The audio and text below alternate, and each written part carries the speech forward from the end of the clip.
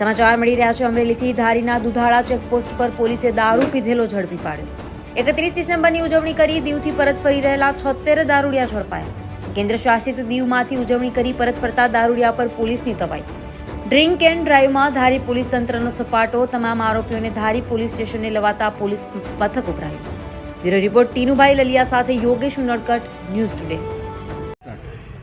માનનીય IG sir અને SP સરની સૂચના મુજબ ધારી ડિવિઝનમાં ટોટલ 31 ડિસેમ્બરને લગતી ટોટલ 8 ચેકપોસ્ટો મૂકવામાં આવેલી હતી અને આ તમામ ચેકપોસ્ટો દ્વારા જે કામગીરી કરવામાં આવેલી છે તેમાં પ્રોહી પીવાના ટોટલ 76 કેસો, એ સિવાય પ્રોહી કબ્જાના 9 કેસો અને MV 185 ડ્રાઇવિંગ અંડર ઇન્ફ્લુએન્સના ટોટલ 11 કેસો કરવામાં આવેલા છે।